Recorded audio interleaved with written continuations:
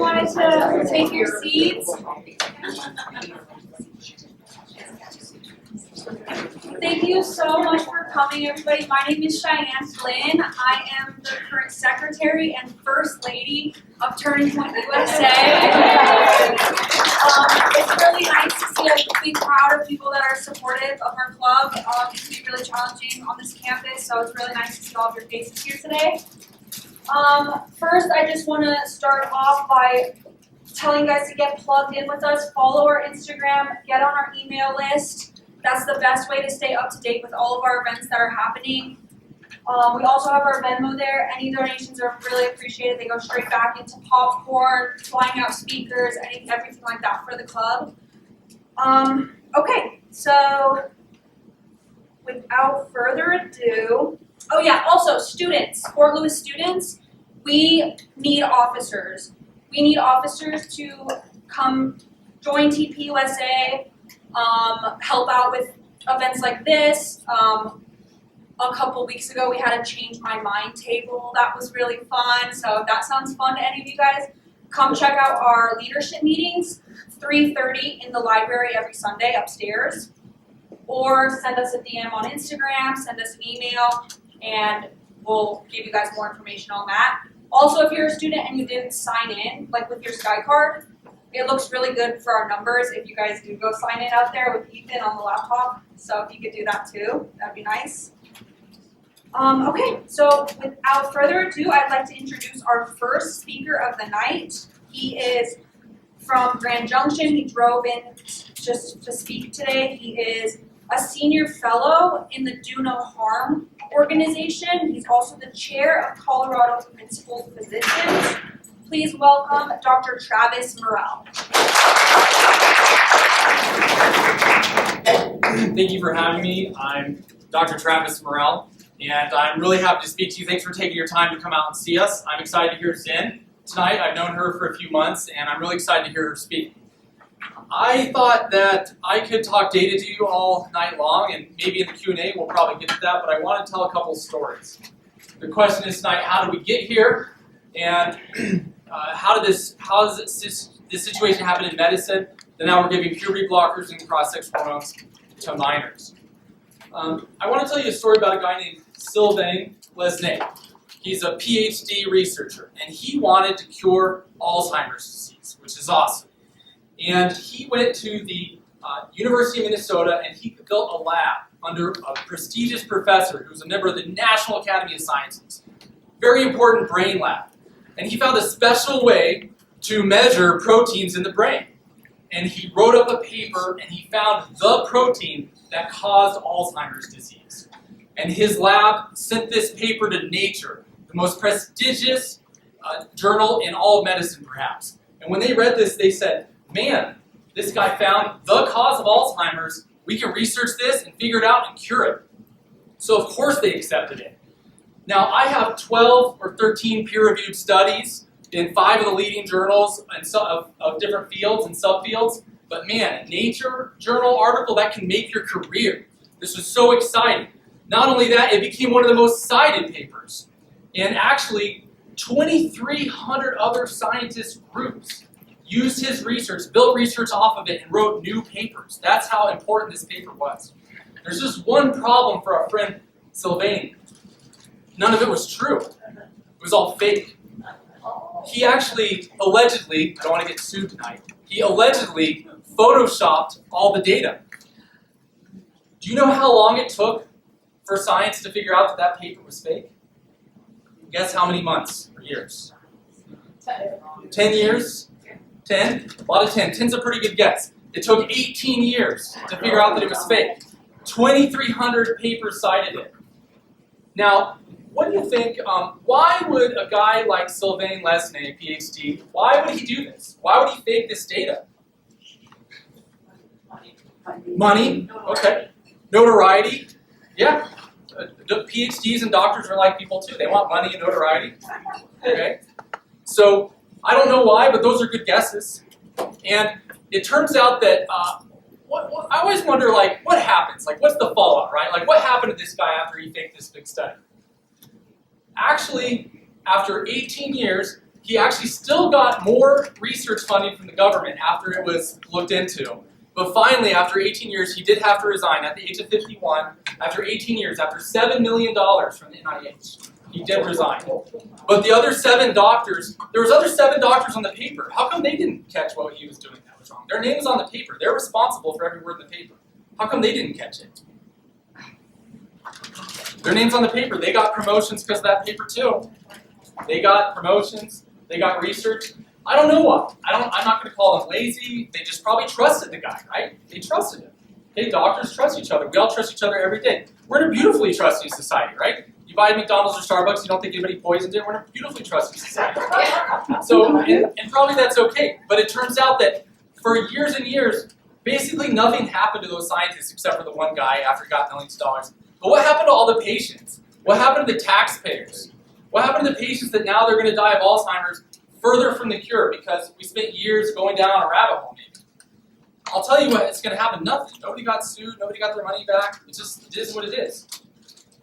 So, believe it or not, there's a whole website called Retraction Watch. You can find a lot of papers. Some people think that 15% of science papers are not true. Some people think it's 50% or more. We don't know, but there is a significant percentage. But we need to be able to trust doctors, right? So maybe we can trust the groups of doctors, right? When you get the experts together in a room, multiple experts that can argue. Surely we can trust doctors then, right? Well, let me tell you a story about a mystery from the 1980s. That anybody who's older than me knows this story very well. Because parents in the 80s would wake up in the morning and they'd go to the bedroom of their nursery. And they'd look for their little baby. It's 3 months, 6 months, 9 months. And what would they hope to find? Not a dead baby. And this was a nightmare for people. Anybody my age knows, or older knows, families that they lost a baby. And they called this crib death. The doctors called it SIDS, or sudden infant death syndrome. But do you know what? After this skyrocketed in multiple countries, United States, America, Europe, this skyrocketed, this SIDS death skyrocketed, this mystery. But finally somebody solved it. And do you know who ended it in the United States?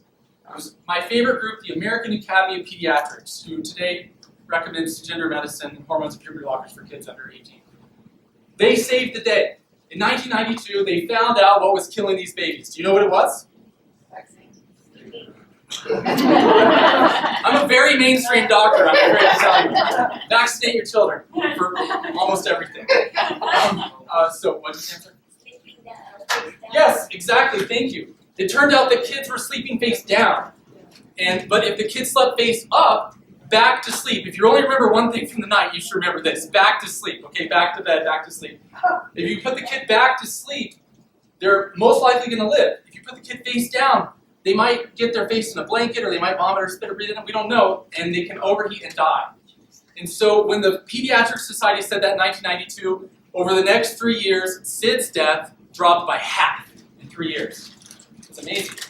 American Academy of Pediatrics saved the day. Do you know who started the SIDS epidemic? The pediatricians. Okay, so the pediatricians for decades, I'm sorry if anybody had family affected by this, because I don't mean to be casual about it, but it's a true story.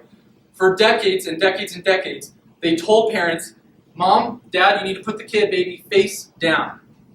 Now, why would they say that? Why would they say face down? Did they have research or evidence to prove that? They didn't. But Benjamin Spock, in his 1958 book, Baby and Child Care, which has since sold 48 million copies in different editions, he said, you put the kid face down. So everybody did it. Every pediatrician pretty much told them that. And when they were giving them that advice, the parents were going home, and some of these babies were suddenly dying. So, when the American Academy of Pediatrics saved the day in 1992, they looked at 250 research papers. And that's how they found, they said, man, the science is clear. You've got to put the kid, baby back down, back to sleep. Well, 250 research papers, wait, where did all those papers come from? 250 research papers? Well, it turns out there'd been the research. If they had looked at the research earlier, they would have caught it. The research was there. Guess how many, I'll just tell you, years, the research was clear that you should put your kid back to sleep. The pediatricians were saying, put him face down. For how many years? 20. You guys don't like doctors. Anybody guesses? 32. At least 32. I'm not the one that says this. It's in the Journal of Epidemiology. At least since 1970, the research was clear. If you put the kid baby back down, it wasn't going to die as often. Some people think even from the 50s or 60s. Other nations told their kids to do it right, or their parents to do it right, a year or even 5 years before the American Academy of Pediatrics. Other people knew. Australia, the UK, the Netherlands, they knew. American kids were dying because the American Academy of Pediatrics didn't take the time to look at the research. And as an aside, do you know that the American Academy of Pediatrics has never done a systematic review of liver medicine in kids? They've given guidance in 2018. In 2023, they reprinted the same exact guidance with no change except for a red highlight that said this is the same thing as before. No change. They never looked at the evidence. One guy wrote the paper. So there was never evidence, but they were harming people. How many kids died, do you think, from 1970 to 1992 because pediatricians didn't look at the research? How many children? Thousands. Yeah, thousands. They think, not me, 10,000 kids and 50,000 across Europe and America and Australia. Again, what happened to the doctors that made this mistake for decades? Okay, Dr. Spock, he lived out his last years in the British Virgin Islands on a sailboat. Sold 48 million copies of his book. American Academy of Pediatrics, they still brag. On their website today, there's 2 articles, I found these this morning. In the 1990s, the AAP helped slash SIDS rates. Technically true. Pretty positive way to spin that story. 2023, we cut SIDS rates by 50%. We now realize systemic racism is a major cause. That's interesting. So they're still taking credit for saving your kids from SIDS, but their lack of effort let thousands of kids die. What happened to families? I know a family that has an older kid and a younger kid and no middle kid, because the middle kid dies of SIDS, right? What happened to them? Did they get a payout? Did they get an apology? Does the American Academy of Pediatrics even say, man, looking back, we probably should have done that a little better, we're sorry? I mean, honestly, I'm a doctor. I love doctors. I'll excuse doctors all day long until they go straight criminal. If they just said sorry and we'll fix it, I'd be like, oh, okay, I'll make mistakes. They don't even go that way. Okay, last story. Maybe it's not the specialties. Maybe of all of medicine. Surely all of medicine can't get everything wrong, right? Last story. Can all of medicine get everything wrong? Surely not, right? How many people die? Oh, I gotta tell one more story. I'm sorry. Half story. Just so you know, it's a thing with American Pediatrics. The American Academy of Pediatrics, do you know why you have friends that have deadly peanut allergies? Do you know why? It's because the American Academy of Pediatrics in 2000, with zero evidence and zero evidence review, told from the bottom of their heart and no evidence, parents, don't give your kids peanuts, especially if they're younger. Wait till they're 1 or even older, depending on how sick they are and so forth. And guess what? Over the next 18 years, tons of kids, the peanut allergies went up by large amounts. And so if you have a friend that has to carry an EpiPen because of peanut allergy, it's probably because of the American Academy of Pediatrics. Now, they finally did a review in 2008. They kind of said some stuff, but they didn't stop saying it. And then finally, 17 years later, the American Academy of Pediatrics finally took back the problem that they started. And peanut allergies dropped again. Even in 2000, though, when they made that, did they have evidence to say that peanuts were killing people, that giving kids 6 months old peanuts was giving them allergies? Did they have evidence for that? Or did they just say it? They just said it. They just said it. If they had gone to Israel, where Israel kids get bambas, it's a peanut butter puff. I like peanut butter puffs. Remember that cereal? Anyway, or Captain Crunch. Okay, they have this bamba, and they give it to kids when they're 6 months. All the kids get it. And our pediatricians would go there, how come you don't have any peanut allergies here? I don't know, all our kids eat peanuts, they're fine. People be from Ghana or Nigeria, and they all get some kind of peanut paste when they're 4 months, 6 months old. Because for 1,000 years, kids just ate whatever their parents were eating when they could chew. But when those people of that descent came to America, if they're Ghanaian or Nigerian, they'd have the same allergy problems as everybody else if they withheld peanuts in their first couple of years of life. So they had the evidence, they went against the evidence, and they just made this guideline from the bottom of their heart. But the bottom of your heart's not a good place to give evidence. In medicine, in medical ethics, one of our 4 core guidelines is beneficence. It's a nice way of saying caring for people. Every doctor has to care for people, and I think every doctor does. But there's another principle called non-maleficence. First, do no harm. And there's a reason it's a first do no harm. Because if you don't first make sure you're not going to do harm, your caring might hurt somebody. Our empathy has to be there, but it has to be guided by evidence. The opioid epidemic right now, do you know how many people are dying of synthetic opioids in America every year? It's over 72,000. I'm sure you all know somebody. I do. I'm sure I'm sorry. You know 2 people. I'm so sorry. Well, in 1999, only 5,000 people were dying a year in America from synthetic opioids. So why did it go from 5,000 to 72,000 a year? I hate to take the fall for this, but it's me again. So doctors in the early 1990s to 2000s started overprescribing opioids. And the reason they did that is because patients would come in and they would say, I'm in so much pain. And I could either give them, and I actually didn't do this, okay, but the doctor could either say, oh, here you go, here's the opioids, and they'd be like, thanks, you're the best doctor, thanks. And they go home with a high risk of addiction, a high risk of overdose and death. Or you could say, no, you don't need this, no, take some Motrin, no, take some Tylenol, no, I do some stretching, and they would hate you, and they would complain. And it would take really a long time, and they'd be contentious, it's no fun. So obviously for the doctor, it's sometimes easier just to prescribe. But was it just the doctor's fault? Does anybody know who else's fault it was? The doctors were overprescribing opioids in the 90s? Why would you blame Big Pharma? This is such a hater group. Big Pharma told the doctors, and they used studies, bad studies mostly, studies to say it's not addictive, or it's not as addictive, or the pain control lasts for 12 hours and it did it, and so on and so forth. Now, I went through med school 2006, 2010, and I was like, wait a second, so the heroin they made in the lab isn't addictive? I was like, I don't know if that makes sense, you know? But when I covered for my friends, the one time I covered for a friend, one of her patients that I was expected to prescribe for was getting a bottle of OxyContin a day, 540 milligrams, 30-some pills, plus extended release, okay? If I just touched the bottle, I'd probably die. So why were we overprescribing? The pharmaceutical companies were pushing it. And they had studies, bad studies. And then the patient advocacy groups, people were like, doctors are mean. They're not taking care of patients' pain. They're not taking care of black patients' pain. They're not taking care of poor people's pain. They're not taking care of pain. They don't care. The doctors are such jerks. I mean, I'm not going to say it's never happened, but mostly doctors did care. So they went to the government. And then the government, they meant well. Those patient advocacy groups weren't bad people, right? They were just trying to help people. But they were wrong. Your empathy has to be guided by evidence. So then they went to the state government, the federal government, the people that inspect hospitals, and they made them make rules that if we didn't prescribe enough, if we didn't control the pain enough, if we didn't treat, if you come into the ER and you say, I have 8 out of 10 pain, my back hurts, I'm on some opiates, we'd have to treat you as fast as the heart attack patient and right ahead of the little girl or little boy that broke her leg, okay? So there was laws put in place to make it. So it was a big mess up. We all messed up together. So when we got America addicted to synthetic opioids, did we ever hear a sorry? Did you ever get a sorry for medicine? Did anybody pay for that? The doctors? Pharmaceutical companies? There's a good on Netflix, right? Yep. What's it called? Do you know? Okay, it's on Purdue Pharmaceuticals, Yep. Purdue family.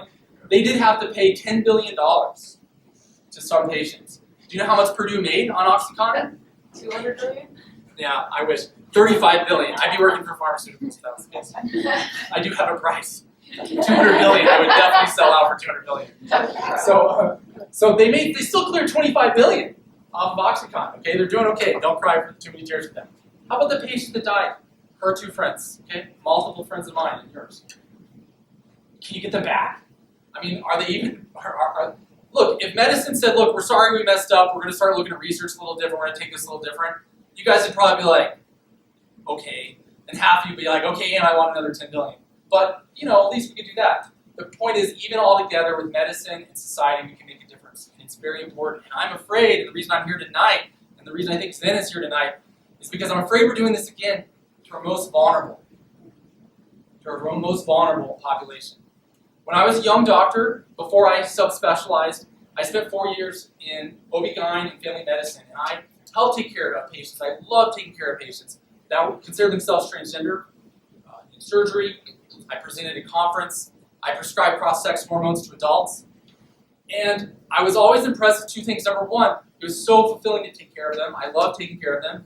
And they loved doctors so much. Back then, they weren't getting cookies and flags for doing this, okay? I wasn't cool or edgy. I was just doing it because I thought I was helping them.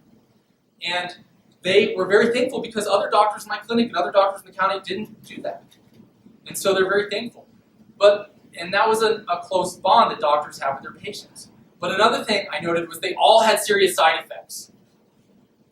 One of the, and these side effects we now see in the evidence happens to kids, and kids in a much different and higher concerning rate and degree, because kids are still developing. Even the evidence shows, there's a paper out recently that it's something like 90-some% of girls that get put on cross-sex hormones. By the time they're in their early 20s, they get a grandma pelvis. I'm sorry, I don't mean to be mean or anything, but they'll leak